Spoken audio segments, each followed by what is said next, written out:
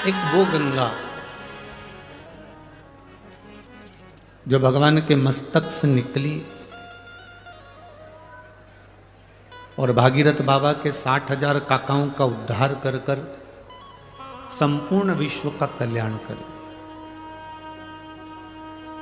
और एक गोदावरी गंगा जो भगवान की, वो गंगा भी जटा से निकली है और ये गंगा भी जटा से निकली है। उसने भी कल्याण करा है और इसने भी कल्याण करा।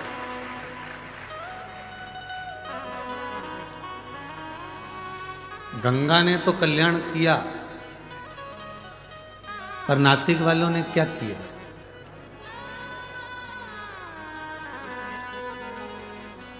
कथा सुनने आए हो ना सब लोग? जम के बोलो जरा। कुछ खड़ी खोटी कह दें तो बुरा तो नहीं लगेगा? लग जाए तो कल से मत आना, ठीक है? कहे बिगड़ रहेंगे नहीं। वो गंगा ने भी कल्याण करा और इस गंगा ने, गंगा गोदावरी ने भी कल्याण करा। उस गंगा के तट पर रहने वालों ने क्या करा और आपने इस गंगा के तट पर रहने वालों ने क्या करा? गंगा को कितना स्वच्छ रखा, ये जवाबदारी गंगा के घाट पर रहने वालों पर निर्भर करती है।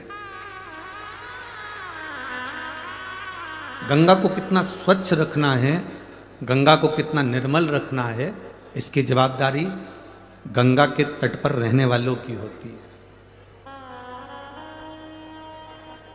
गंगा अपना काम करती है, जनमानस का कल्याण करती है, पापियों को उतारती है, जीवों का कल्याण करती है। उसमें एक फर्ज आपका और हमारा भी है कि हम गंगा के घाट पर जब जाएं, हम गंगा जी का स्नान करने जाएं, हम गोदावरी मैया का पूजन करने जाएं, हम गंगा गोदावरी का दर्शन करने के लिए जाएं, तो उसके घाट पर अगर कोई गंदगी पड़ी है, कोई पॉलीथीन पड़ी है, कोई बेकार कपड़ा पड़ा है, कोई सामान पड़ा है, तो उसको उठाकर डस्टबिन में ले जाकर डाल दें, गंगा के अंदर उसको जाने ना दें। ये जवाबदारी हमारी है। गंगा जी का काम है तारना, मनुष्य का काम है कि गंगा के घाटों को स्वच्छ रखना, निर्मल रखना।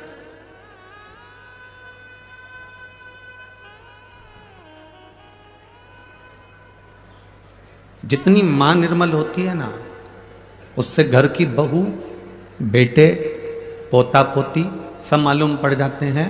अब ईमानदारी से बोलना, बहू तो बहुत जोरदार कांजीवरम की साड़ी पहने, बेटा भी एकदम अप टू डेट बनकर घूमे, जीन्स वीन्स पहन के, न टोपी वोपी लगाएंगे, न छल्ला वल्ला घुमा के, बेटा भी। पोता पोती दिन भर 24 घंटा बढ़िया कपड़े पहन के स्कूटी चलाए, न गाड़ी चलाए, न बाइक चलाए, न घूमता पे।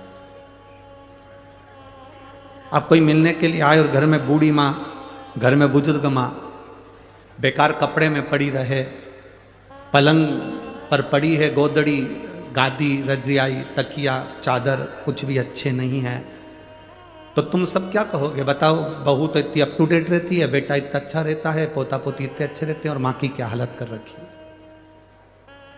ये हमारा फर्ज है। 24,000 श्लोक की ये शिव महापुराण की कथा, ये भी गंगा का कार्य करती है। और मैं आविष्कार जी भूसे जी को धन्यवाद देना चाहूंगा कि इस गंगा को उस गंगा से मिलाने का जो कार्य किया है, उसके लिए आपको साधुवाद है, धन्यवाद है। एक शिव महापुराण रूपी गंगा को गोदावरी गंगा से मिलाने का जो प्रयास है, वो जीवन का एक आनंदमय प्रयास है, एक सुख देने का प्रयास है। महाराज, नदी में नाव का, शरीर में पाव का, और पूजन और कथा में भाव का बड़ा महत्व होता है। जो इसको समझ गया उसकी जिंदगी सार्थक हो गई। नदी में जो नाव है वो भी मंजिल तक पहुंचाने वाली है, शरीर में जो पांव हैं ये भी मंजिल तक पहुंचाने वाले हैं, और हृदय में जो कथा के प्रति या भगवान के प्रति, पूजन के प्रति जो भाव है, ये भी मंजिल तक पहुंचाने वाले हैं। इन तीनों का काम एक जैसा है। नाव भी आपको मंजिल तक लेकर जा रही है। वो नाव हमको सिखाती है, एक लोहे का टुकड़ा पानी में पटकोगे वो डूब जाएगा, एक लोहे की कील पानी में पटकोगे वो डूब जाएगी। पर वो लोहे की कील जब लकड़ी में ठोक दी जाती है, वो लोहे की कील जब लकड़ी में ठोकी जाती है और लकड़ी में ठोकने के बाद वो लोहे की कील भी नाव बनकर उस लकड़ी के साथ मंजिल तक पहुंच जाती है। यह हमारा शास्त्र कहता है, लोहे की कील को वैसे ही पानी में छोड़ोगे तो डूबेगी, लोहे के कीले को पानी में छोड़ोगे तो वो डूब जाएगा। पर वो लोहे का कीला अगर लकड़ी में ठोक दिया जाए तो वो बहता बहता मंजिल तक पार उतर जाएगा। उसी तरह हम भी एक लोहे की कील की तरह हैं। अगर शिव महापुराण की इस लकड़ी में, शिव महापुराण की चंदन की संविधा में अगर हम अच्छे से ठुक गए, अपने मन को अच्छे से लगा लिया, तो समझ लेना कि हम भी मंजिल तक पहुंच गए, पार उतर गए।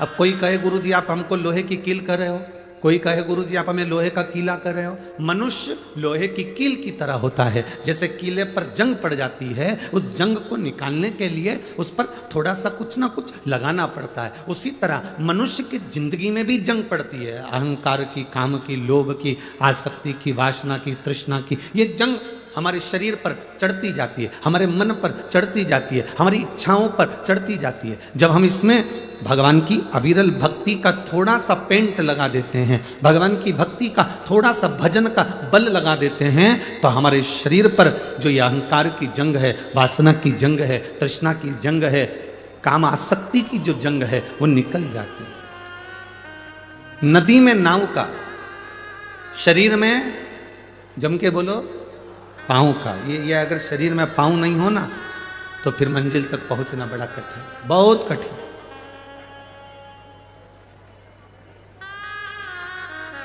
नदी में नाव मंजिल तक पहुंचा रही है, शरीर में पाँव मंजिल तक पहुंचा रहे हैं। और हमारे कथा में जो हम आए हैं, इतनी इतनी दूर दूर से आप लोग यहाँ पहुँचे हैं, बड़ी दूर से चलकर आराम से गाड़ी से पैसा लगाकर 100 रुपये, 200 रुपये, 50 रुपये ऑटो वाले को देकर गाड़ी में डीजल वीजल डलवा कर तुम यहाँ पहुँचे हो, तो इसमें तुम्हारा जरूर भाव होगा। और फिर कहते हैं नदी में नाव पार लगाने वाली होती है, शरीर में पाँव मंजिल तक पहुँचाने वाला होता है। और तुम्हारे हृदय में जो भाव है तुम्हें परमात्मा से जरूर मिलाएगा और तुम्हारा कार्य सफल करेगा, ये निश्चित था। तुम्हारा भाव नहीं होता तो तुम यहाँ पहुँचते हैं।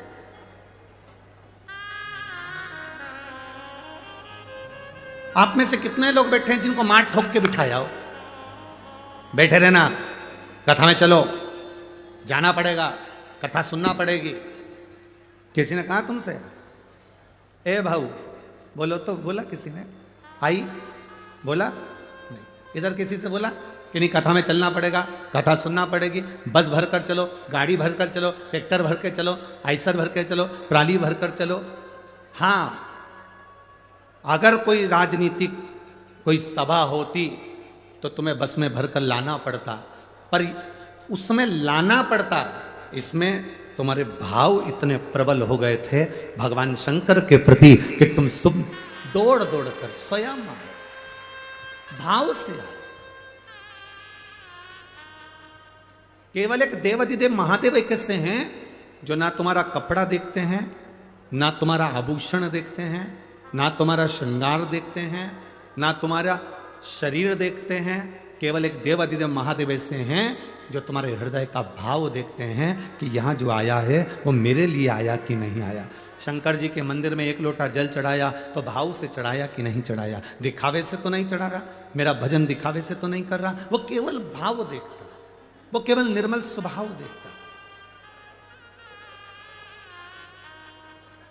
शिव को ना तुम्हारे वस्त्र से मतलब है, शिव को ना तुम्हारे श्रृंगार से मतलब है, शिव को ना तुम्हारे आभूषण से मतलब है, शिव को ना तुम्हारी जमीन से मतलब है, शिव को ना तुम्हारे आभूषणों से मतलब है, ना तुम्हारी जायदाद से मतलब है। तुम कौन सी भाषा बोल रहे हो, शंकर को तुम्हारी भाषा से भी कोई मतलब नहीं है, ना तुम्हारे वस्त्र से, ना तुम्हारी भाषा से। शंकर कभी तुम्हारी भाषा और वस्त्र से प्रकट नहीं होता, शंकर केवल तुम्हारे भाव से, तुम्हारे सच्चे हृदय से शिव प्रकट होना जानते हैं। केवल तुम्हारा निर्मल मन सो मोहि पावा। आपका भाव कैसा है?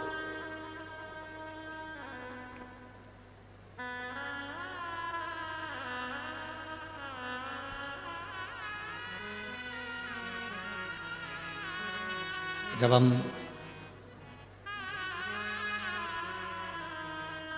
आज दोपहर में सुबह के टाइम यहां पर पहुंचे,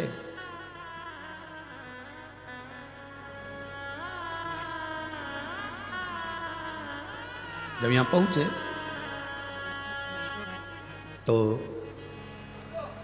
एयरपोर्ट पर जो हमको गाड़ी में बिठाकर एयरपोर्ट तक लेकर आए, फ्लाइट से वहां तक, उनका नाम हमें स्मरण में नहीं आ रहा। उनकी भी जमीन यहीं कहीं बाजू में लगी, कहीं हमारे आसपास में कथा हो रही है। उन्होंने हमसे एक प्रश्न किया, नाम का स्मरण तो हमको नहीं आ रहा क्योंकि इतना ध्यान नहीं है, पर उन्होंने एक बहुत अच्छा प्रश्न किया। उन्होंने गाड़ी कर ली धीमे, धीरे धीरे चलाते चलाते पूछे, गुरुजी पहला तो नासिक में आपका स्वागत है, दूसरा हमारा ये प्रश्न है कि भगवान का भजन कैसे करें?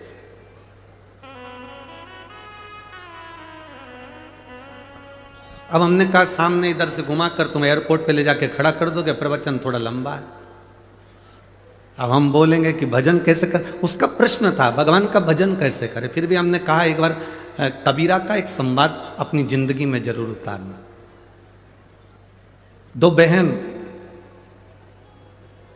चक्की पर बैठकर गेहूं पीस रही थी, आटा बना रही थी।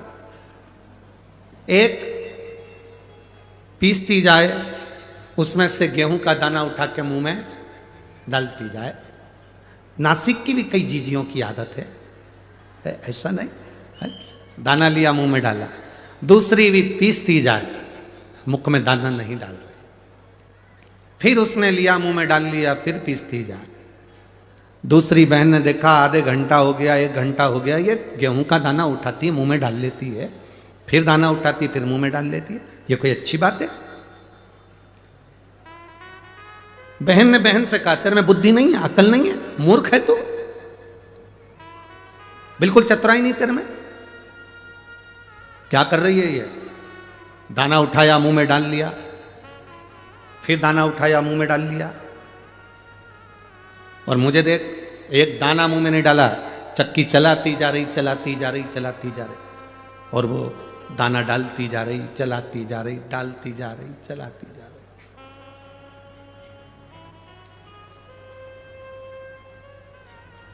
दाना खत्म हो गया, आटे की बोरी दोनों ने उठाई, लेके जा रही थी।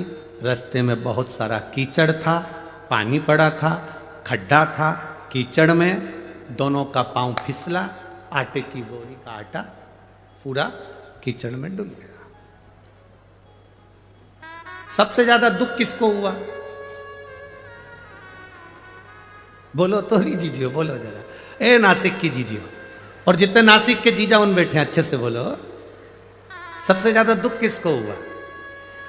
जिसने एक दाना भी मुंह में नहीं डाला था, बेचारी लगी रही, लगी रही, लगी रही, और उसको दुख नहीं हुआ, उसको लगा कि गिर गया तो कोई बात नहीं, अपन तो निपटा लिए, अपन तो निपटा, अपने को क्या टेंशन। हमने उससे कहा कबीरदास जी का ये चरित्र अपनी जिंदगी में उतारना। एक वो होता है जो दिन भर 24 घंटे लगा रहता है और कभी भगवान का भजन नहीं कर पाता, और एक वो होती है काम करती जा रही है, दाना चकती जा रही है, काम करती जा रही है और शिव महापुराण सुनती जा रही है।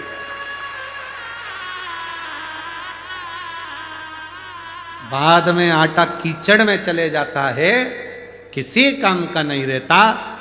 जो तुम्हारा समय चल रहा है, जो तुम्हारी सत्ता चल रही है, जो तुम्हारा वैभव चल रहा है, जो तुम्हें कुर्सी मिली, जो तुम्हें पद मिला, जो तुम्हें प्रतिष्ठा मिली, आप कहीं के आमदार बन जाएं, खासदार बन जाएं, अध्यक्ष बन जाएं, उपाध्यक्ष बन जाएं, कहीं कोई पद प्रतिष्ठा कुर्सी पद या आपके पास में बेभव धन कुछ आ जाए तो उसका प्रयोग करना प्रारंभ करो। तो अपने चलते समय में, अपनी चलते हुए कर्म में, अपनी चलती हुई दुकान में, अपने चलते हुए क्रम में से थोड़ा थोड़ा भगवान का भजन मुख में डालना प्रारंभ करो और काम करते हुए चलो।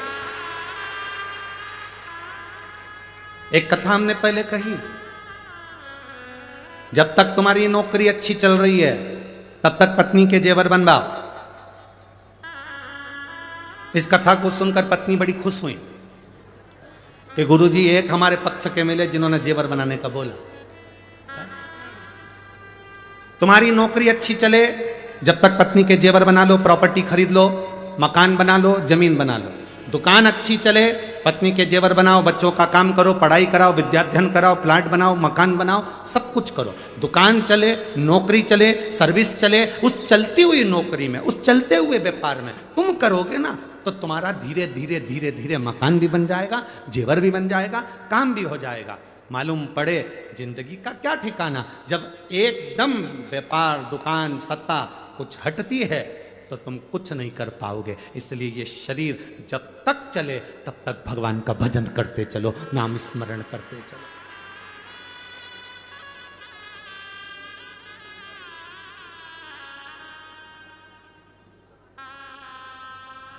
आप लोगों ने सुना होगा, पहले कथा में कहा था, जब तक शरीर चले और तुम्हारे घर में चले, दो चीजें हैं। पहला, बोलो बोलो जम के बोलो जरा, जब तक, इतनी धीमे बोलते हैं कि नासिक वाले, जब तक शरीर चले और जब तक तुम्हारे घर में चले। जब तक शरीर चले तब तक शिव महापुराण की कथा में जाओ, जब तक शरीर चले त्र्यंबकेश्वर दर्शन करने जाओ, जब तक शरीर चले गोदावरी नहाने के लिए जाओ, जब तक शरीर चले सप्तशृंगी माता का दर्शन करने जाओ, जब तक शरीर चले काले राम जी का दर्शन करने जाओ, जब तक शरीर चले तब तक सारे तीर्थ करो, कथा सुनो। शरीर चलना बंद हो जाएगा, तुम अपने बच्चों से कहोगी मुझे कथा में छोड़िया, पहला शब्द बच्चों का होगा, इतने ट्रैफिक में,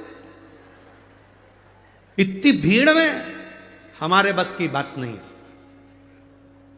हम नहीं लेके जाएंगे, कथा टीवी पे सुन लो। फिर तुम कहोगी रे अपने नासिक में हो रही रे, ए नासिक के बाजू में हो रही है, चल। शिव महापुराण की कथा, इधर नासिक, इधर त्र्यंबकेश्वर, बीच में महादेव की कथा, तू हमको लेकर चल। अरे इतनी भीड़ में क्या करोगे?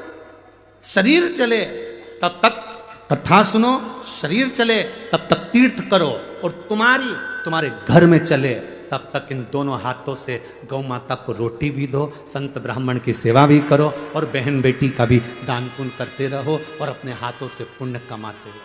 अपने हाथों से पुण्य कमाओ, क्या मिलेगा?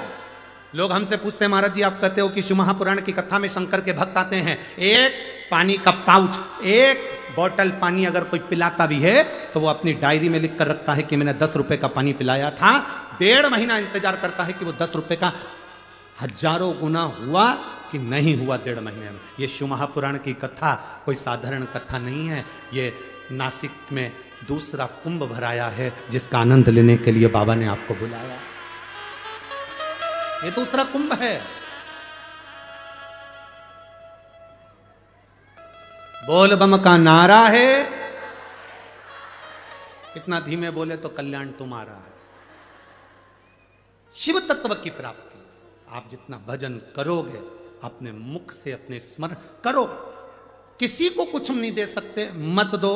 1 रुपए का दान नहीं कर सकते, बिल्कुल मत करो। अठन्नी किसी को नहीं दे सकते, मत दो। पर अपने ऊपर खर्च करो। इस शरीर से कहीं नहीं जा सकते, मत जाओ। घर में बैठो पर मुख से राम नाम, कृष्ण नाम, शिव नाम, ओम नमः शिवाय, नमः शिवाय, श्री शिवाय, नमस्तुभ्यम, राम नाम कृष्ण नाम जपते रहो। जब तक ये शरीर है, जब तक ये श्वासें चल रही है, 21,600 श्वास प्रतिदिन निकल रही शरीर से, उसमें आप भजन करते चलो, स्मरण करते चलो।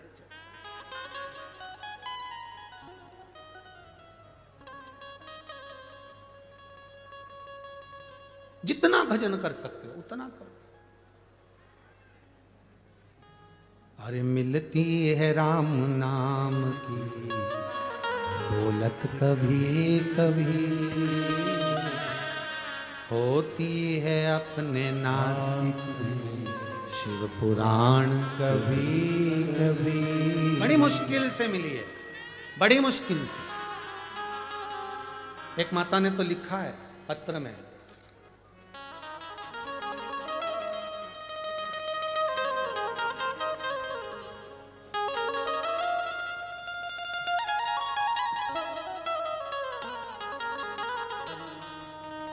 सुनीता जी, प्रदीप जी दौड़गे, पाथर्डी गांव, मेरा मोबाइल नंबर ये है। कहीं बैठी हैं सुनीता जी? सुनीता दौड़गे, पाथर्डी गांव, कहीं बैठी हो तो हाथ हिला। आप ही हैं? एक बार हाथ हिला दो ऐसा। आपने पत्र में बहुत सुंदर बात लिखी, गुरुदेव मेरे भोले बाबा से मैं प्रतिदिन जब जब सप्तशृंगी माता का मेरा नियम है रोज दर्शन करने जाने का, मैं उनसे रोज कहते आती हूँ, माँ वो सियोर वाले महाराज की कथा सब दूर होती है, हमारी पंचवटी नासिक में गोदावरी के तट पर कब होगी? तू कृपा कर माँ।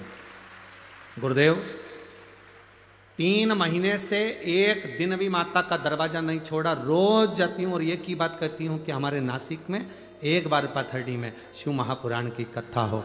गुरुदेव ईमानदारी की बात बोले, आज हमारी जिंदगी का सबसे अच्छा दिन है जो शिव महापुराण की कथा यहाँ प्रारंभ। बहुत बहुत बधाई आपको। बैठिए। श्री शिवाय नमस्ते। शिव तत्व है इसमें, औघड़ी है इसमें। ये मिला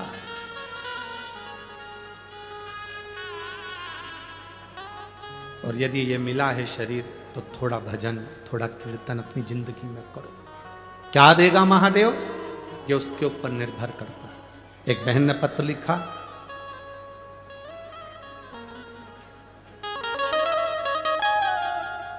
चिंदी है हो, दिख जाएगा इसको।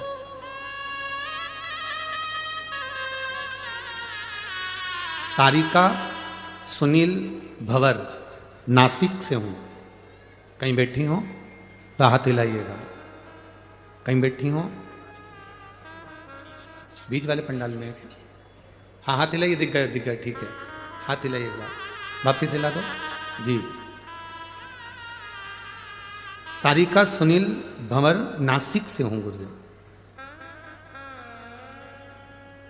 आप कहते हो गुरुदेव शंकर देता है 3 महीने के अंदर झोली भर देता है। गुरुदेव मैं बाबा से प्रार्थना करी,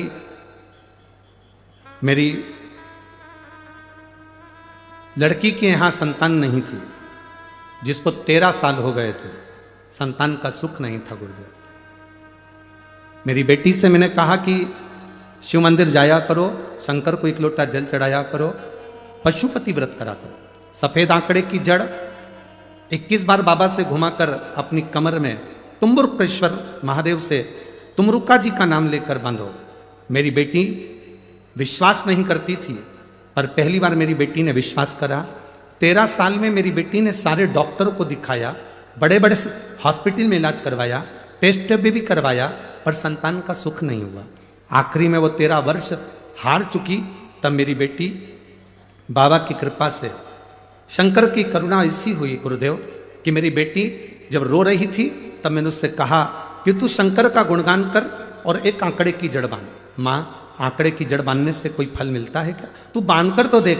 गुरुदेव मेरी बेटी ने विश्वास करा, सफेद आंकड़े की जड़ कमर में बांधी। आज मेरी बेटी का 6ठा महीना चल रहा है। मैं भगवान को धन्यवाद देने के लिए आया। ये शिव है। ओ घड़ी बैठिए बहन, एक बार हाथ हिला दो।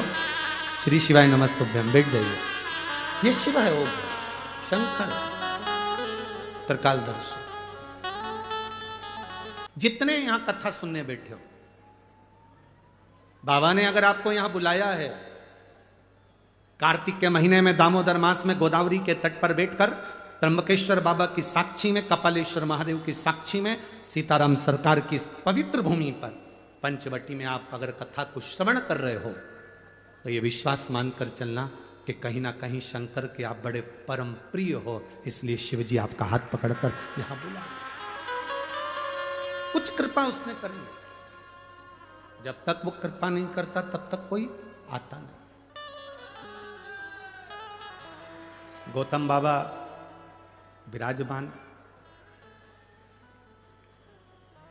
जब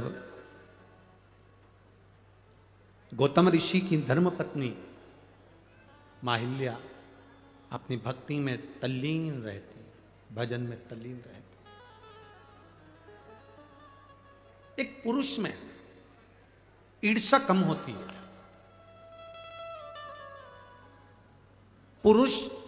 पुरुष से कम ईर्ष्या रखता है।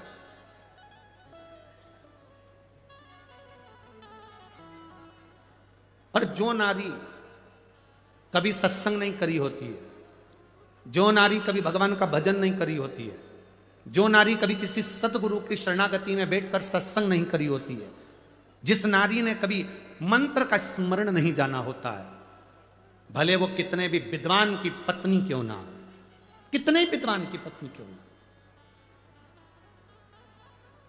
उसके अंदर ईर्ष्या भरा जाती है। वो कितने विद्वान की पत्नी क्यों ना। ये गोदावरी मैया के प्रागट्य की जो कथा है, गौतम बाबा की धर्म पत्नी भगवान की भक्ति में रमने वाली, भजन करने वाली, कीर्तन करने वाली, स्मरण करने वाली, किसी के दिखावे में नहीं पड़ती थी, दिन रात भगवान की भक्ति में डूबती थी। उन्हीं बाबा के आश्रम के नजदीक में बहुत सारे ब्राह्मण रहते थे, उन ब्राह्मणों की धर्म पत्नियां भी वहां रहती थी। ब्राह्मणों के मन में धर्म देखकर अहिल्या को या गौतम ऋषि को देखकर कोई ईर्ष्या नहीं थी, कोई ईर्ष्या नहीं। बहुत विद्वान भी अगर कोई है और उनकी धर्म पत्नी अगर है, अगर वो धर्म पत्नी सत्संग नहीं करती, कीर्तन नहीं करती, भगवान की भक्ति में नहीं डूबती, किसी गुरु की शरणागति में बैठकर सत्संग उसने नहीं करा होता, तो विद्वान से विद्वान अगर व्यक्ति भी कोई है तो उसकी पत्नी को किसी ना किसी से ईर्ष्या का भाव उत्पन्न हो ही जाता है। ईर्ष्या उत्पन्न होती है।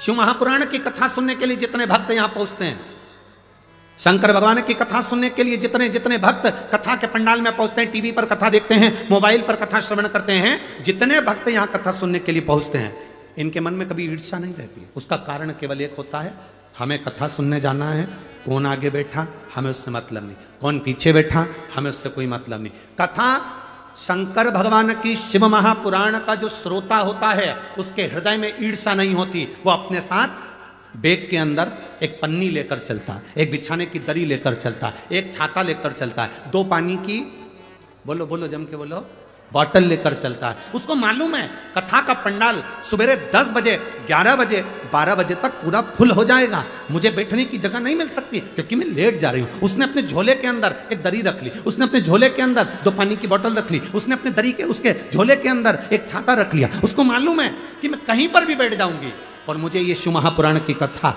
जहां सुनने को मिलेगी। सियोर वाला महाराज कहता है एकांतेश्वर महादेव जब कृपा करता है तो खूब करता है। अगर मुझे पंडाल में जगह नहीं मिली तो मैं कहीं एकांत में बैठकर महादेव की कथा का रसपान ग्रहण कर लूंगी, उसमें भी मुझे सुख का अनुभव हो जाए, उसमें भी मुझे आनंद का अनुभव हो जाए,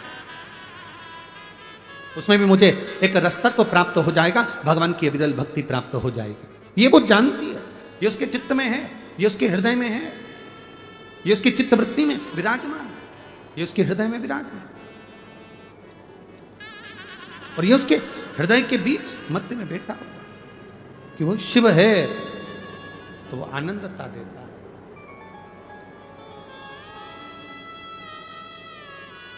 सुख देता है, ईर्ष्या नहीं है। पर गौतम बाबा की धर्म पत्नी माता अहिल्या सुबह उठना, बुआरी लगाना, रंगोली डाल देना, जल छोड़ देना, पूरे आनंद के साथ गौतम ऋषि जिस शिव भक्ति में लगे रहते थे, अहिल्या माता उनकी शंकर के पार्थिव शिवलिंग का निर्माण करने के लिए मट्टी को तैयार करती थी। इस पंचवटी भूमि का सबसे बड़ा प्रमाण है इस नासिक की धरा, गोदावरी की तट का सबसे बड़ा प्रमाण दो है। यहाँ गौतम ऋषि की धर्म पत्नी माता अहिल्या भी मिट्टी तैयार करती थीं, जिससे पार्थिव शिवलिंग का निर्माण होता था। और इस गोदावरी के तट पर, इस त्र्यंबक बाबा के तट पर, इस पंचवटी की पवित्र भूमि पर एक यमराज की धर्म पत्नी, एक यमराज की धर्म पत्नी जिसका नाम था धुमोरना, एक वो भी मिट्टी को एकत्रित करती थी और शिवलिंग का निर्माण करती थी। एक गौतम बाबा की धर्मपत्नी, एक यमराज की धर्मपत्नी, इनका नियम था शिवलिंग का निर्माण, पार्थिव शिवलिंग की मिट्टी तैयार करना और तैयार करके अपने पतियों को प्रदान करना। यमराज को स्वयं धुमोरना मिट्टी देती थी और पार्थिव शिवलिंग का निर्माण करते थे। आपके स्मरण में होगा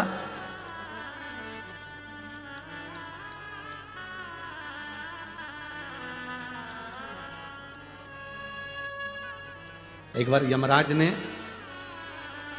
स्वयं ब्रह्मा जी से प्रश्न किया था, स्मरण करिएगा, गर्ग संहिता, कूर्म पुराण और ब्रह्म विवर्त पुराण का यह संवाद बड़ा सुंदर है। आज देव दीपावली के इस पवित्र कथा का लाभ अपन ले रहे हैं, अपने भीतर उतारिएगा। यमराज, धर्मराज स्वयं यमराज ब्रह्मा जी के पास में गए।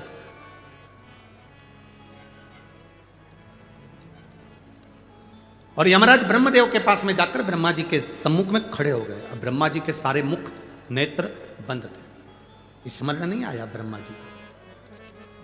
माता वीणा वादनी ने आवाज लगाकर अपने स्वर में अपनी वीणा से कहा, ब्रह्मदेव, दरवाजे पर यमराज आए हैं। ब्रह्मा जी ने अपने नेत्र खोले और ब्रह्मा जी ने जो नेत्र खोले तो सामने क्या देखते हैं कि यमराज खड़ा हुआ है।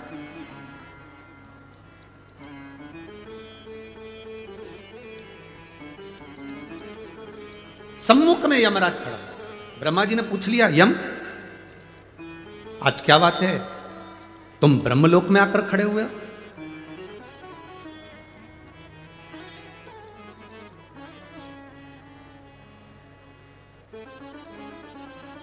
यमराज ने कहा, ब्रह्मा जी, मैं संसार के पापी जीवों को नरक का भोग भुगताता हूं।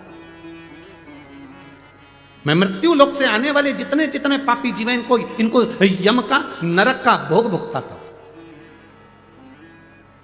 इन जीवों को जब नरक का भोग भुगताता हूंगा तो उसका थोड़ा ना थोड़ा दोष मुझे भी तो लगता होगा। ब्रह्मा जी ने कहा, आप तो पूरा निर्णय देने के बाद भोग भुगताते हो तो आपको पाप लगना ही नहीं चाहिए। परंतु यमराज ने कहा, नहीं, मेरी धर्म पत्नी धुमोरना कहती है, मेरी धर्मपत्नी धुमोरना ने कहा कि अगर आप जीव को नरक का भोग भी भुगता रहे हो तो कुछ ना कुछ दोष तुम्हारी जिंदगी में लगेगा जरूर। मैं क्या करूं?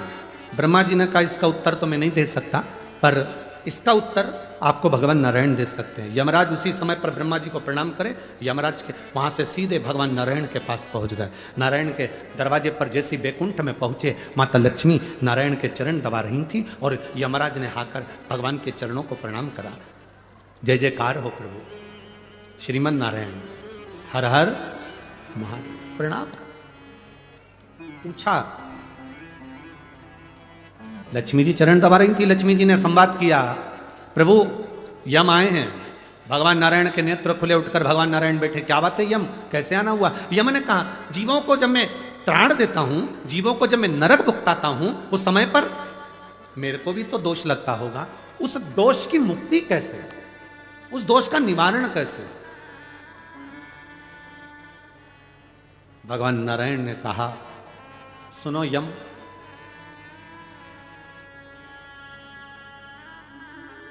गौतम ऋषि की धर्म पत्नी मां अहिल्या स्वयं भगवान शंकर से प्रार्थना कर कर उनकी सिर की गंगा की एक धार 7 केश हटाकर पृथ्वी पर लेकर आई है, जिसका नाम गोदावरी है। अगर यम भूल से भी एक बार उस भूमि पर स्वयं रामचरण रखेंगे, वो गोदावरी का तट सरल नहीं होगा। जहां पर स्वयं रामचरण रखेंगे, वो गोदावरी का तट सरल नहीं है। जहां स्वयं शंकर भगवान को भी उनका गुरु मिल जाएगा, वो भूमि साधारण नहीं है, गोदावरी का तट। तुम एक काम करो यमराज, मृत्युलोक में जाओ, गोदावरी के तट पर जिस पंचवटी में भगवान राम प्रवेश करेंगे, उस पंचवटी भूमि पर वन क्षेत्र में, जंगल क्षेत्र के अंतर्गत गोदावरी के एकांत स्थान में बैठकर तुम शिवलिंग का निर्माण कर उसका पूजन करो। तुम्हारी जिंदगी में अगर कोई जीव का दोष भी होगा तो वो समाप्त हो जाएगा। कैसा भी दोष हो समाप्त हो जाता है। आज आप लोगों से ज्यादा हमारी किस्मत बहुत धनी हुई है, हमारी किस्मत आज धन भागी हुई है कि इस पवित्र भूमि पर धुमोरना यमराज की पत्नी शिवलिंग बनाती थी, यमराज पूजन करते थे और यमराज के ऊपर का दोष भी समाप्त हो जाता था। आज वो पवित्र भूमि पर शिव पुराण गाने का सौभाग्य मिला, सौभाग्य मिला है। और कितने किस्मत वाले होगे मेरे जीजियों, हे मेरी नासिक की जीजियों जीजाओं और मेरी बेटियों मेरे बेटाओं, कितने किस्मत वाले होगे। जरा अंदाजा लगा कर बैठना कि तुम्हारी किस्मत की सराहना नहीं है। दामोदर मास कार्तिक मास में इस गोदावरी के तट पर भले हम पार्थिव शिवलिंग का निर्माण करें ना करें, पर हम 5 दिन शंकर भगवान का शिवलिंग अपने दिल में कथा के माध्यम से बना रहे बिठा। ये शिव तत्व,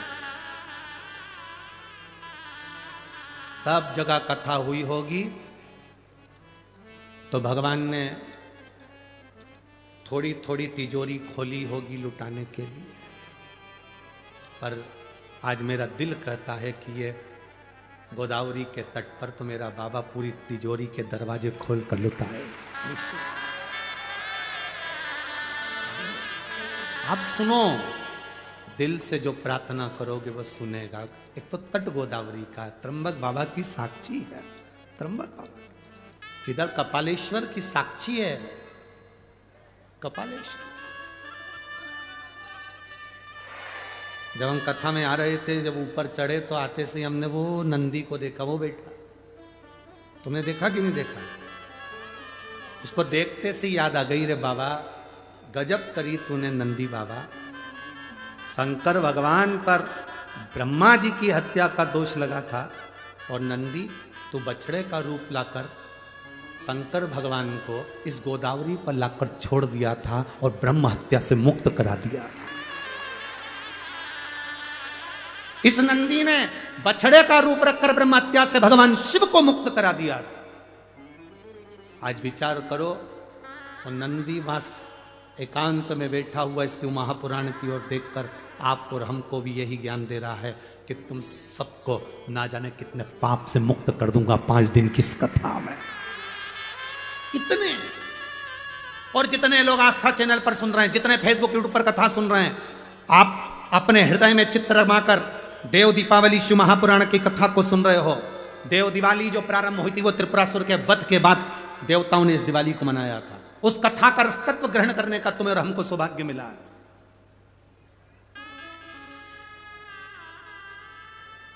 जहां मां अहिल्या निवास कर रही हैं, उनके पास में जितने ब्राह्मण रह रहे हैं, ब्राह्मणों को माता अहिल्या से तकलीफ नहीं है। ब्राह्मणों को ना गौतम ऋषि से तकलीफ है, ना गौतम बाबा से तकलीफ है। ब्राह्मण बड़े अच्छे, पर ये ब्राह्मण की जो धर्म पत्नियां थी, जिन्होंने ना कभी सत्संग स्मरण कर किया होता,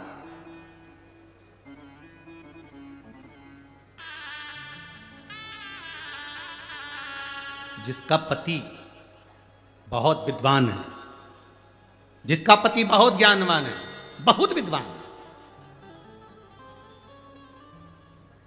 वो अपने पति की विद्वत्ता को मान ले, ये बहुत बड़ी बात है। कौन? विद्वान की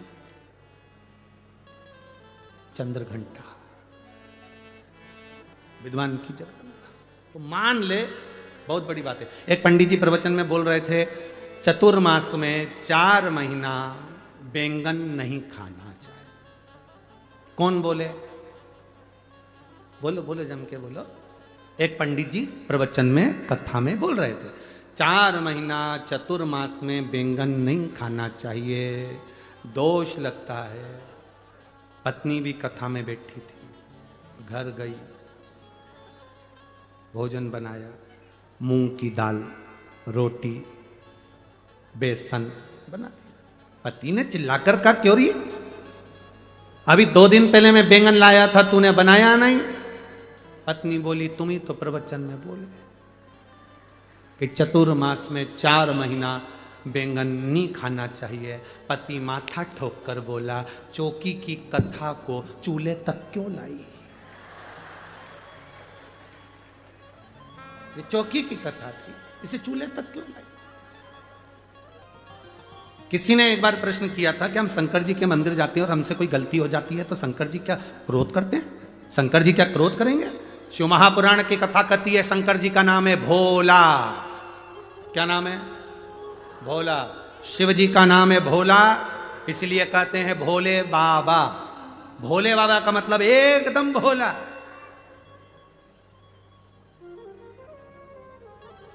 भूतों को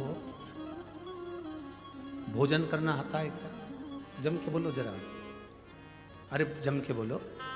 भूतों को भोजन करना आता है? भूत प्रेत को 5 स्टार होटल में जाना आता है? नहीं।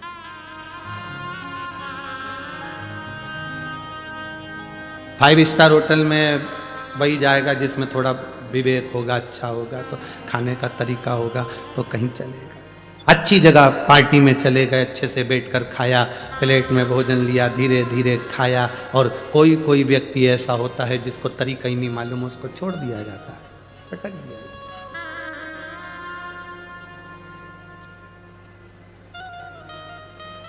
अब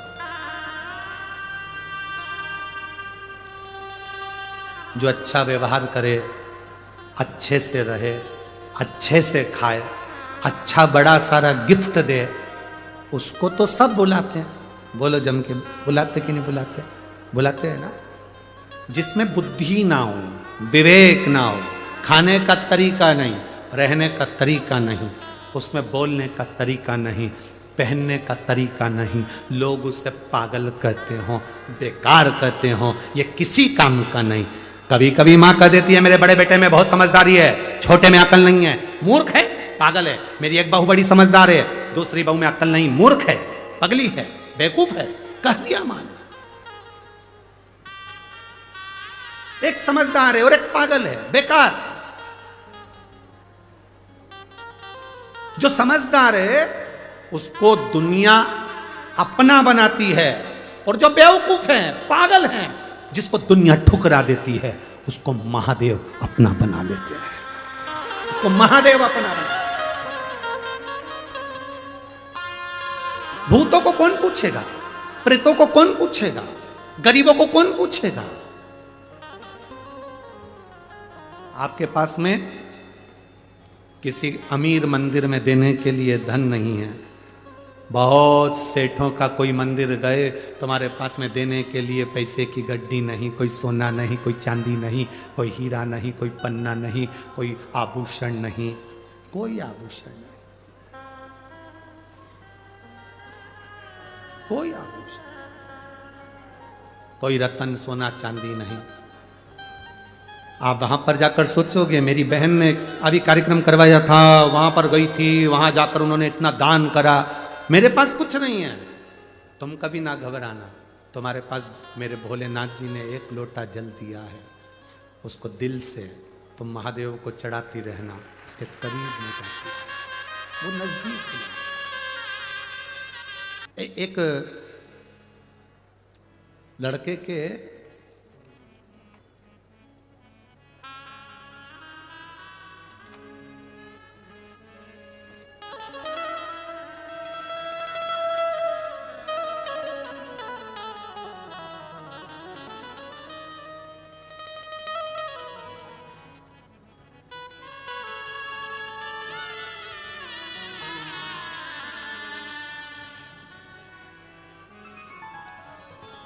मैं संगीता प्रवीण गोस्वामी हनुमान नगर मोतीवाला कॉलेज के पास गंगापुर रोड नासिक महाराष्ट्र से हूँ। मेरा मोबाइल नंबर ये है। कहीं बैठी हैं तो हाथ हिला सकती हैं। हाँ आप ही हैं, एक बार वापस हाथ हिला दो जी। मैं संगीता प्रवीण गोस्वामी हनुमान नगर मोतीवाला कॉलेज के पास गंगापुर रोड नासिक महाराष्ट्र से हूँ। मालेगांव में जो कथा हुई थी तब हमें पता चला कि बाबा की कृपा क्या होती है। गुरुदेव, मेरी बड़ी दीदी के गले में गठान हो गई।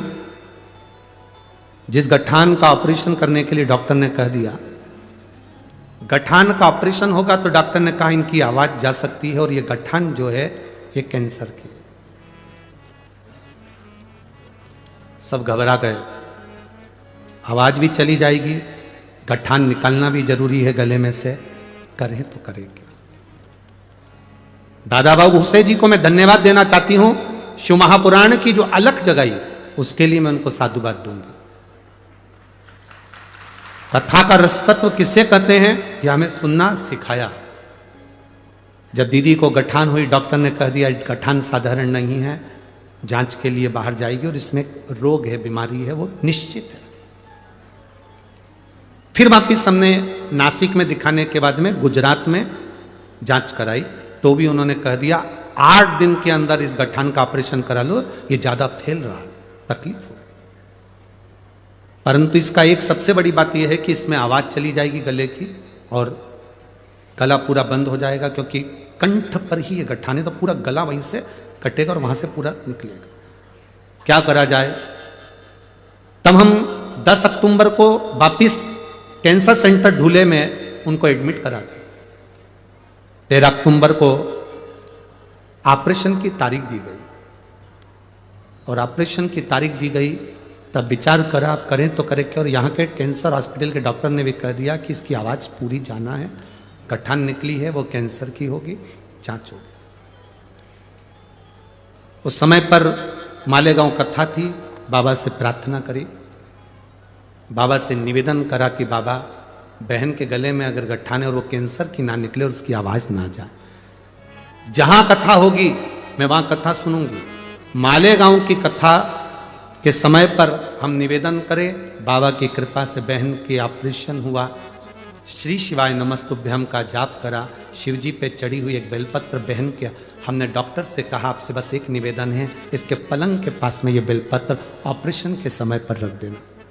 इतने अच्छे डॉक्टर थे कैंसर हॉस्पिटल के, उन्होंने वो बेलपत्र उनके पलंग के पास रखी। गांठ का ऑपरेशन हुआ। बाबा की कृपा क्या होती है गुरुदेव, वो सारे डॉक्टरों ने कैंसर बताया था। गांठ निकलने के बाद जांच के लिए पुणे गई, वहां से रिपोर्ट आई कि ये कैंसर नहीं है और उनकी आवाज भी वापिस आ गई। शिव तत्व है ओ घड़ी शंभु। अब ठीक है बाबू, हाथ हिला दो एक बार वापिस। श्री शिवाय नमस्तुभ्याम। हम यहाँ कथा में बाबा को धन्यवाद देने के लिए बैठिए। श्री शिवाय नमस्तुभ्याम। शिव तत्व इसी को कहते हैं, ओ घड़ी इसी को कहते हैं। आपका जो भरोसा है, आपका जो विश्वास है वो दृढ़ हो। मेरी नासिक की जीनियों, आप कथा सुनने के लिए बैठे जरूर हो। बाबा ने अगर बुलाया है, कोई शादी में बुलाता है तो विदाई में मिठाई का डब्बा देकर भेजता है, साड़ी देकर भेजता है, गिफ्ट देकर भेजता है। मेरा बाबा अगर इस नासिक की धरा पर शिव पुराण कथा सुनने बुलाया है तो 5वें दिन कुछ ना कुछ देकर भेजेगा जरूर, खाली नहीं भेजेगा, भेजेगा। इसीलिए शिव महापुराण कथा कर साधन।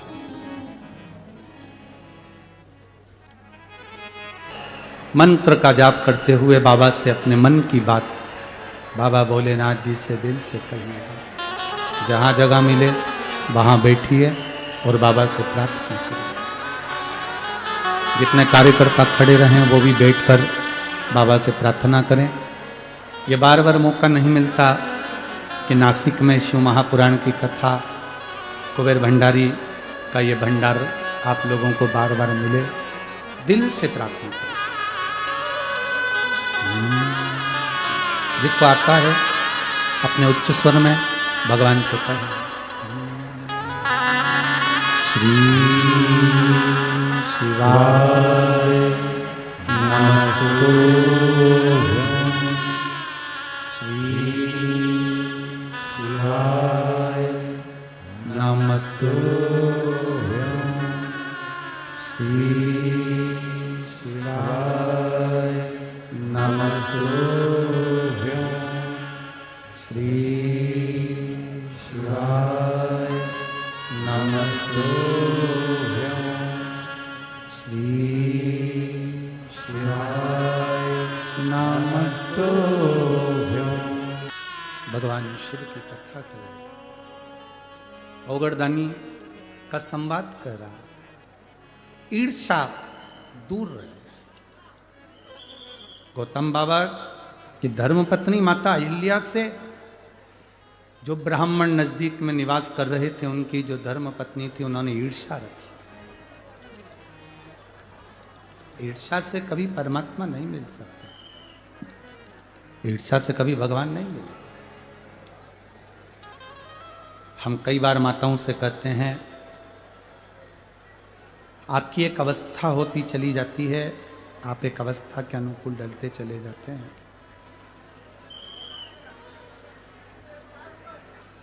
जब अवस्था के अनुकूल आप ढलते चले जाएं तो धीरे धीरे ये प्रयास करा करो कि परिवार, घर, गृहस्थी, थोड़ा सा परिवार में रहो, हम मना नहीं करेंगे। घर में रहो, हमारा कभी मना नहीं है, बहुत अच्छे से रहो। पर जैसे जैसे आपकी अवस्था बढ़ती चली जाए, घर के काम में, परिवार के कुछ कार्य जो महिलाएं करती हैं, माताएं करती हैं, बहुएं करती हैं, उसमें टोकना थोड़ा कम कर दो। उससे क्या होगा, आपकी जिंदगी सार्थक होगी। हमें दूसरे से मतलब नहीं, आपके जीवन से मतलब है, आपका जीवन सार्थक हो जाए। थोड़ा भी अगर अपनी जिंदगी में हम उतारेंगे तो उसका सुख मिलेगा। ब्राह्मणों की पत्नी ने ब्राह्मणों से कह दिया, वो अहिल्या मट्टी तैयार करती है, शिवलिंग बनवाती है अपने पति से, और पति उस शिवलिंग का पूजन करते हैं। इतनी भक्ति में डूबी रहती है कि लोग आते हैं, उसके चरण छू कर जाते हैं, उसको प्रणाम कर कर जाते हैं।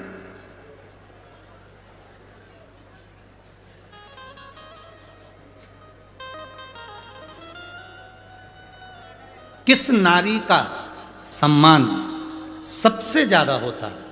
कहा, जो दूसरे के लिए समर्पित है। अर्थात कोई आ गया भूखा, भोजन करा दिया, प्यासा आया, पानी पिला दिया, बहन बेटी आ गई, उनका आदर कर दिया, सम्मान कर दिया, सत्कार कर दिया, कुछ मिलता है उसे। ब्राह्मणों की पत्नी कोई अच्छा नहीं लगा अहिल्या को देखकर, ईर्ष्या जाग गई। ब्राह्मणों में ईर्ष्या नहीं थी, गौतम बाबा को देखकर भी, उनकी धर्मपत्नी को देखकर भी ईर्ष्या नहीं, पर ब्राह्मणियों की ईर्ष्या जागृत हो गई।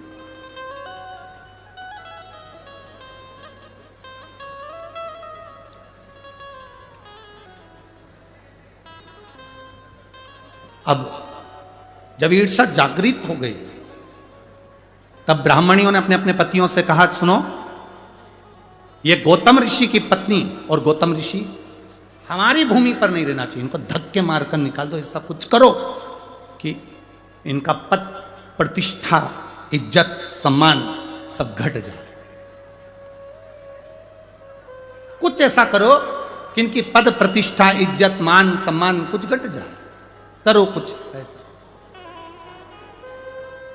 अब क्या करा जाए ऐसा कि पद, प्रतिष्ठा, इज्जत, सम्मान चले जाए? तो ब्राह्मणों ने भगवान श्री गणेश जी महाराज का आवाहन किया। गणेश जी महाराज का आवाहन कर कर गणेश जी की स्मरण पूजन करी। स्मरण पूजन कर कर गणेश जी महाराज प्रकट हो गए। गणेश जी ने कहा, मांगो ब्राह्मणों, तुम्हें क्या चाहिए? ब्राह्मणों ने कहा, बस एक काम कर दो कि ये गौतम बाबा के ऊपर गौ हत्या का दोष लग जाए, ऐसा कुछ कर दो। गणेश जी ने पूछा कि ये बताओ कि गौतम ऋषि ने तुम्हारा बिगाड़ा क्या? गौतम ऋषि ने क्या कह दिया? गौतम ऋषि ने शब्द कह दिया, गौतम ऋषि ने गाली दे दी, गौतम ऋषि ने अपशब्द कह दिया, या माँ अहिल्या ने कोई अपशब्द कह दिया, या ताना दे दिया हो, या अपशब्द कह दिया हो, या आड़ी टेढ़ी बात कह दिया हो, तो बात दूसरी। ना तो गौतम ऋषि कुछ बोले हैं, ना मां अहिल्या कुछ बोली हैं, फिर क्यों ये गौतम ऋषि पर अपशब्द कहना? केवल ब्राह्मण की धर्म पत्नियों का ये विचार नहीं था। आज के समय में कई लोग ऐसे भी हैं जो किसी को पहचानते नहीं, मोबाइल पर किसी ने बस एक कमेंट्स कर दिया कि ये बेकार है, और लोगों ना जाने ना पहचाने अंदर इतनी ईर्ष्या भरी रहती है कि उसमें लोग बेकार बेकार गालियां, अपशब्द, ताने, आड़ा टेढ़ा कहना प्रारंभ कर देते हैं। शिव महापुराण की कथा कहती है, जब तक आप किसी से मिले ना, जब तक आप किसी को देखें ना, जब तक आप उससे बात ना करें, जब आप एक बार भी मिले नहीं, देखा नहीं, ना जान ना पहचान, ना कभी कोई संबंध, ना कोई विचार, ना कभी भोजन, ना कभी पानी, कभी मिले ही नहीं, और उसने कह दिया कि बेकार, और आपने बेकार कहना चालू कर दिया, इसको श्रेष्ठता नहीं करते। शिव महापुराण की कथा कहती है, हां, अगर कोई कह दे कि शंकर भगवान पर एक लोटा जल चढ़ाने का फल मिलता है तो चढ़ाओ, कोई कह दे राम नाम लेने का फल मिलता है तो बोलो। एक पत्र आया है, सो ममता संतोष तुंदवाल नासिक से हैं, कहीं बैठी हो तो हाथ हिला सकती हैं, कहीं बैठी हो। सो ममता संतोष तुंदवाल नासिक से हैं, मोबाइल नंबर ये है, कर्म योगी नगर सिटी से सेंटर माल के पास, सही बोला है? हाँ ठीक है, आप समझ गए ना, बस ठीक है ना। सो ममता संतोष कहीं बैठी हैं, दिख गई? दिख गई? बच्चे को लाई हैं क्या? देखो कैच, कैमरे से कैच करके देखो जरा, बच्चों को लाई हैं क्या? सो ममता संतोष तुंदवाल नासिक से हैं, मोबाइल नंबर यह है, कर्म योगी नगर सिटी सेंटर माल के पास। गुरुजी क्या वर्णन करूं मैं, 2019 में मेरा बड़ा बेटा जो 19 साल का था भगवान को प्यारा हो गया, मर गया। मेरी एक बड़ी बेटी तो है जो उससे बड़ी है, पर मेरा बेटा 19 साल का लड़का चले गया, बहुत अच्छा था गुरुदेव, वो चला गया, बहुत दुखी रहती हूँ, करूं तो करूं क्या। एक ही लड़का था जो चला गया, मन नहीं लगता था। मेरी ननन ने कहा, जो आपके शंकर की कथा से पहले से जुड़ी हुई है, उसने कहा भाभी शिव महापुराण की कथा सुना करो, सीवर वाला महाराज टीवी पर आता है, टीवी के सामने जमीन पर आसन लगाओ, कथा सुनो। उस समय गुरुजी आपने कथा में कहा था, जो मांगोगे वो मिलता है, कहीं पर भी बैठकर कथा सुनो, चाहे पंडाल हो, टीवी हो, मोबाइल हो, बस दिल से जब श्री शिवाय नमस्तुभ्यम बोला जाता है तब आंख स्मरण कर बंद कर कर उससे प्रार्थना करी जाती है। गुरुदेव मैंने टीवी के सामने बैठकर बाबा से प्रार्थना करना प्रारंभ करी, मेरा बेटा चले गया, मुझे वो बेटा चाहिए। मेरी ननन ने कहा भाभी आप 50 साल की हो गई हो, कहां से बेटा होगा, कहां से बच्चा होगा, क्यों सीवर वाले महाराज की परीक्षा लेती हो? और कहती हो कि वही महाराज तो कहता है कि जो मांगोगे वो मिलेगा, भले मैं 50 साल की हो गई तो क्या हुआ, पर मुझे मेरा बेटा चाहिए। अगर महादेव में बल है, शिव महापुराण में बल है, तो मुझे संतान जरूर देगा। मेरे बाबा का मैं क्या गुणगान करूं गुरुदेव, बाबा की कृपा से मेरी गोदी में, मेरे गर्भ से 50 साल की मेरी उम्र है, 2021 को 11 मार्च को मेरा बेटा बाबा ने दे दिया। बेटी हो तो हाथ हिला सकती हैं, बच्चा है साथ में, लिया बच्चा है साथ में तो लिया। 11 मार्च 2021 को बाबा की कृपा से मेरी उम्र भले 50 साल की है गुरुदेव, पर मेरे बाबा ने आपका व्यासपीठ से कहा गया एक भी वचन खाली नहीं जाता गुरुदेव, बाबा सुनता है और देता है। हम ईर्ष्या से दूर रहें, नफरत से दूर रहें। 5 दिन की शिव पुराण जो नासिक में मिली है, जो जिस कामना से दिल लगाकर इस कार्तिक महीने में सुन ले, बाबा वो दे। शिव क्या है, क्या देता है, क्या करता है, हमको भी नहीं मालूम पड़ता। वो तो आप लोगों के थोड़े बहुत पत्र पढ़ लेते हैं, थोड़े पत्र यहाँ रखे हैं, नहीं स्मरण में आता उसको पढ़। क्या है शिव, क्या देता है, क्या करता है शिव, उसका स्मरण आपको मालूम पड़े। शिव कथा कर रहे हैं, गणेश जी ने कहा ये नहीं हो सकता, मत करो, ये सिद्ध नहीं है। क्यों ईर्ष्या रखते, किस लिए, काहे के लिए ईर्ष्या?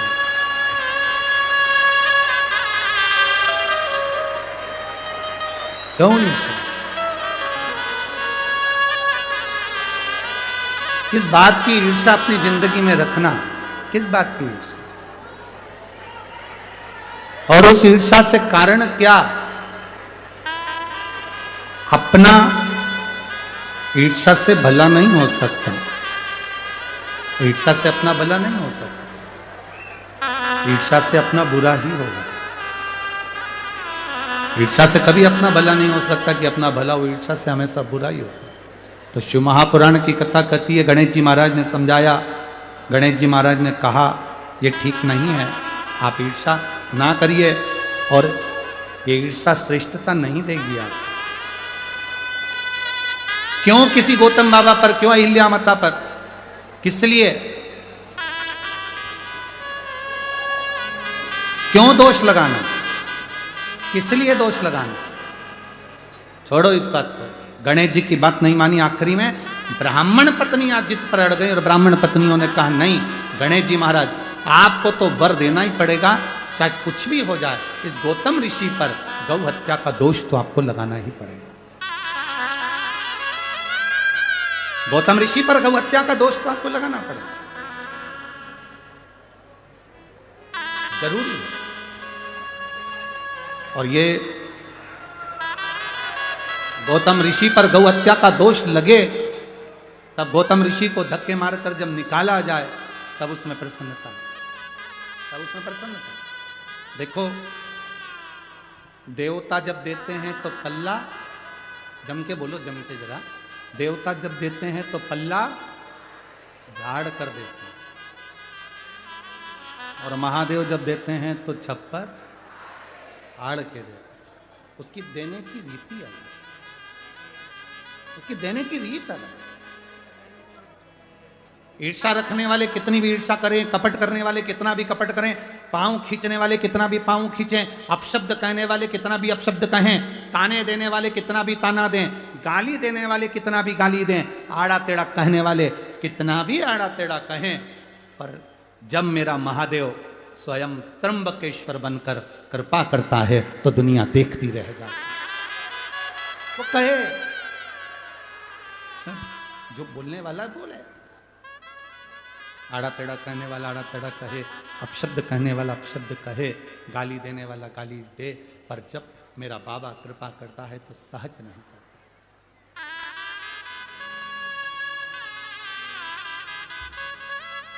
2021 में 11 मार्च के दिन बाबा ने जुड़वा बच्चे दिए थे इनको, एक बेटा एक बेटी। जोरदार ताली बजाइए।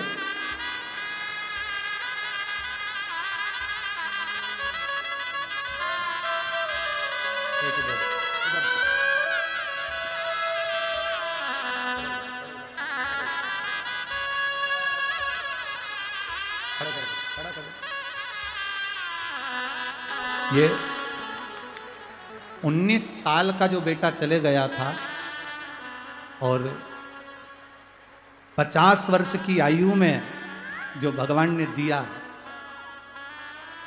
एक नहीं बाबा ने छप्पर हाड़ कर दिया। जोरदार ताली बजा।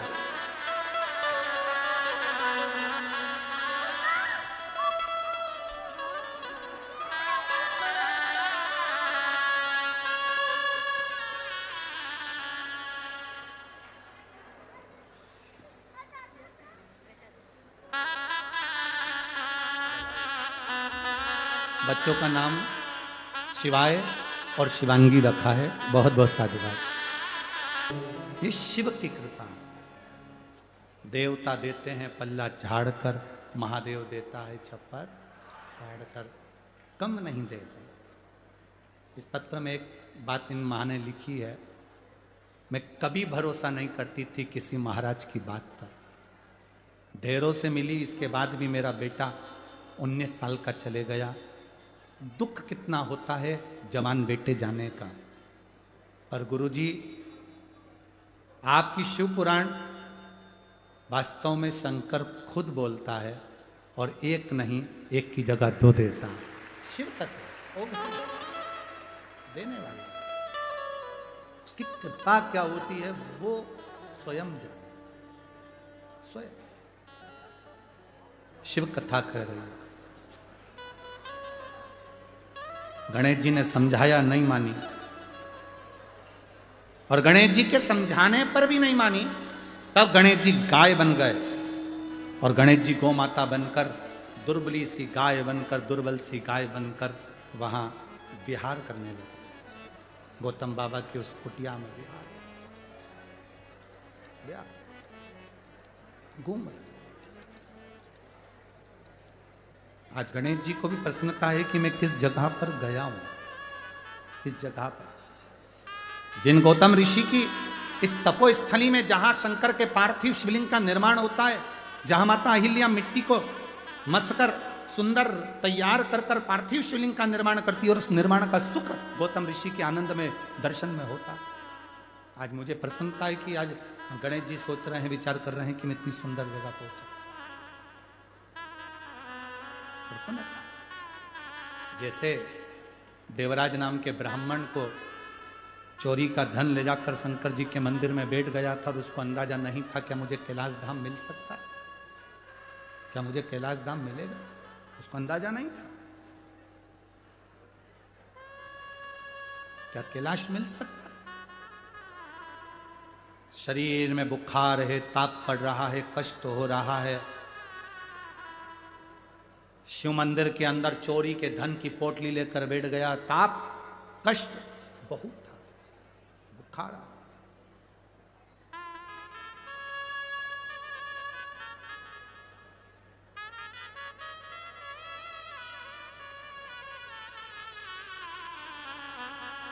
अब इतना शरीर में कष्ट, और महादेव महादेव महादेव हर हर महादेव। मंदिर के अंदर पंडित जी चिल्ला रहे थे, और देवराज नाम के ब्राह्मण को गुस्सा आ रहा था, क्योंकि उसके शरीर में कष्ट था। जब शरीर में बुखार आता है, ताप बढ़ता है, शरीर में कष्ट बढ़ता है, भोजन छूट जाता है। जब घर में पाप बढ़ता है, व्यसन बढ़ता है, आड़ा टेढ़ा धन बढ़ता है, तो भगवान का भजन छूट जाता है। तुम रोज पहले तुम भगवान के व्रत कर लेती थी, तकलीफ नहीं आती थी, पूजन कर लेती थी, तकलीफ नहीं आती थी, नवरात्रे गणेश जी सब अच्छे से करती थी। अब जैसे जैसे बहुएं आ गई, परिवार बढ़ गया, पोता पोती नाती पंती सब होते चले गए, घर में पूजन का मन नहीं करता, अब अच्छे से कोई पूजन पाठ नहीं होता, मन नहीं लगता। समझ लेना, बुखार बढ़ा तो भोजन छूटा, शरीर में ताप बढ़ा तो भोजन छूटा, पेट दुखा, सिर दुखा, कुछ भी दुखा तो भोजन छूटा। और घर में अगर पाप बढ़ा, कुछ कष्ट, ये पाप कर्म जब घर में बढ़ता है तो भजन छूट जाता है, भजन छूट। आज देवराज मंदिर से बाहर निकला, बेलपत्री के वृक्ष के नीचे देवराज बैठ गया, शरीर में कष्ट था, बहुत कांप रहा था, बेलपत्र के वृक्ष के नीचे उसके प्राण छूट गए, प्राण छूटे।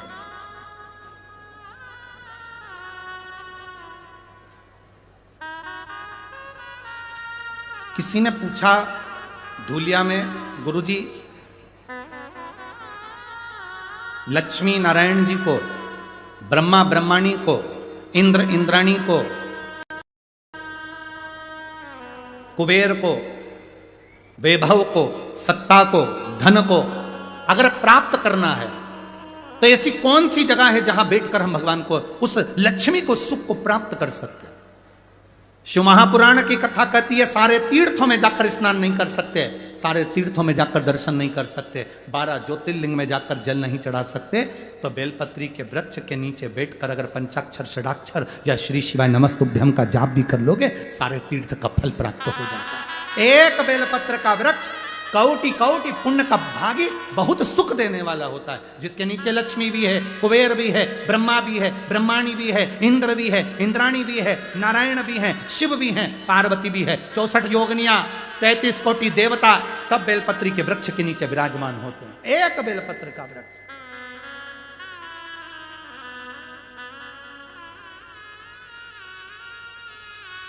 लोग हमसे कहते हैं गुरुजी आपके पास में कोई माला हो ना तो हमको दे दो, हमारे पास में एक बेलपत्र रखी है पोथी की, हम वो दे देते। क्यों? पद्म पुराण में लिखा है, गर्ग संहिता में लिखा है, स्कंद पुराण में लिखा है, शिव महापुराण में लिखा है, एक एक पुराण को उठाकर देखना, पूरी पुराणों में लिखा है एक बेलपत्र जब हम किसी को दान देते हैं, एक बेलपत्र जब हम शिव महापुराण पर, या एक बेलपत्र जब हम शंकर जी के शिवलिंग पर समर्पित करते हैं, तो 1.25 मन सोने के सिंहासन पर शालिग्राम भगवान को 1.25 मन सोना चढ़ाकर किसी ब्राह्मण को दान दे दो, उतना फल केवल एक बेलपत्र दान करने से, शिव को समर्पित करने से मिल जाता। एक बेलपत्र इतना फल है। क्या बेलपत्र में लोग कहें बेलपत्र थी गुरुजी ने?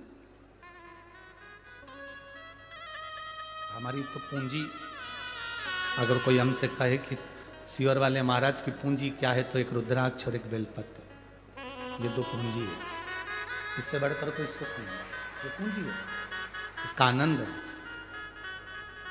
कष्ट हुआ शरीर में उठाई खाली, दुख हुआ जीवन में एक रुद्राक्ष का जल थोड़ा सा अपने हृदय से लगाया, आनंद पाया। एक बेटे ने लिखा, सर्विस के लिए अप्लाई करने वाला लड़का जिसने यूपीएससी की तैयारी करी 4 साल,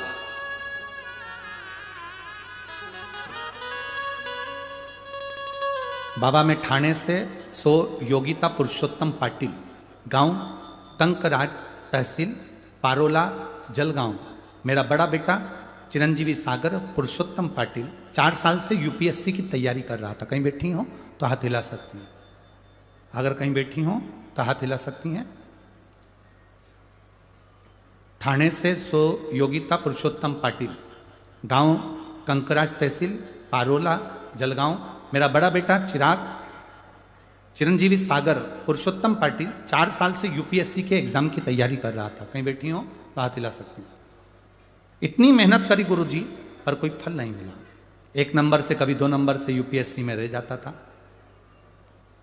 अब 2022 में UPSC central armed police force का एक एग्जाम उसने भरना चाहा, पर उसने मेरे से कहा मां मुश्किल है कि इसमें मेरा हो।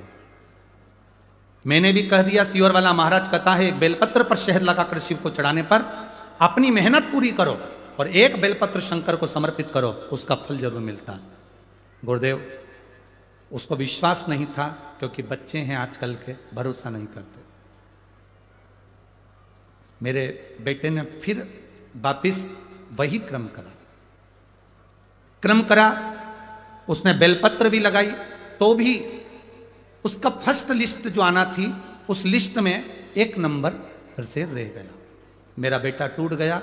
उसने कहा मां देखा, तुम जबरदस्ती महाराजों के प्रवचन सुनती रहती हो और कहती रहती हो सियोर वाले ने बताया, सियोर वाले ने बताया। क्या बताया? मैं रह गया।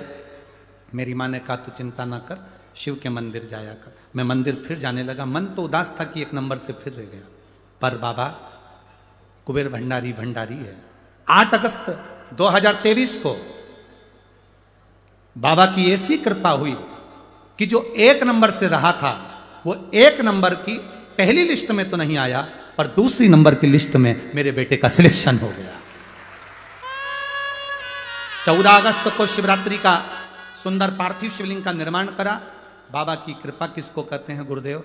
बाबा ने ऐसी कृपा कर दी कि आज मेरा बेटा बीएसएफ का सबसे बड़ा असिस्टेंट कमांडर की पोस्ट पर उसकी ज्वाइनिंग हो गई। मैं बाबा को नमन करते हैं। शिव तत्व है, कहीं बैठी हो तो हाथ हिला सकती हूँ। शिव तत्व, ओघड़ी, शंभु, इसी को कहते हैं शंकर। एक विश्वास जागृत करो, एक अंदर से भरोसा जागृत करो। शिव है क्या, उसको पहचानने का प्रयास करो। जिस दिन तुम देव अधिदेव महादेव को पहचान गए, उस दिन तुम्हारी जिंदगी सार्थक हो जाएगी। बिंदु देवराज के प्राण छूटे, कैलाश धाम गया क्योंकि माता ने जल चढ़ाया, तो जल चढ़ाने का फल मिलता है। दुनिया भले हंसे तुम पर कि पानी चढ़ाने से क्या होता है, बेलपत्र चढ़ाने से क्या होता है, शिव महापुराण की कथा सुनने से क्या होता है, पर 5 दिन की शिव महापुराण की कथा पंडाल में बैठकर नासिक की मेरी जीजियां, मेरे जीजा, मेरी बेटी, मेरे बेटा, आप कथा जरूर सुन लोगे। और 5 दिन की कथा सुनने के बाद तारीख लिख कर रखना कि मैंने ये कथा इतनी तारीख को सुनी थी। इंतजार जरूर करना, जो दिल से मांगा है इंतजार करना, मेरा बाबा देखकर जरूर भेजेगा। जल्दी नहीं होगा, थोड़ी देरी हो सकती है। जब 19 साल का बेटा चले गया तो उस बेटे की जगह 50 साल की आयु में भी अगर वो 2 बच्चे दे सकता है तो वो कृपा करने में देरी नहीं कर सकता, समय लग सकता, थोड़ी देरी हो सकती, करे। बिंदु ब्राह्मण प्राण छूटे प्रेत की योनि में चले गया। चंचुला देवी ने शंकर पार्वती से कहकर शिव महापुराण की कथा कर। शिव महापुराण का अगर कोई यजमान होता है तो शिव और पार्वती होते हैं। शिव महापुराण का यजमान बनने का सौभाग्य मिला हो, पोथी पूजन का सौभाग्य मिला हो, आरती का यजमान बनने का सौभाग्य मिला हो, भजन करने का सौभाग्य मिला हो, पोथी पर एक बेलपत्र चढ़ाने का सौभाग्य अगर मिला हो तो समझ लेना कि बाबा ने कृपा कर कर आपको शंकर और पार्वती का पद प्रदान करा है, जो तुम यजमान बनकर पोथी का पूजन कर रहे हो, आरती कर रहे है, स्मरण कर रहे है। करोड़ों का धन लगा दो तो भी ये सुख की अनुभूति नहीं हो सकती जो बाबा के श्री चरणों का सुख। चंचुला देवी ने कथा सुनी, तुमरुका जी कथा कर रहे हैं, बाबा भोलेनाथ ईश्वर जी और गोरा जी बनकर शिव पुराण की कथा सुनने के लिए आ रहे हैं। गणा गौर बनकर बाबा पधारे। जोरदार ताली बजाइए ईश्वर जी गोरा जी के लिए। सुंदर ईश्वर जी गोरा जी बनकर भगवान देव दिव्य महादेव पधार रहे हैं। हर हर महा। कल की कथा में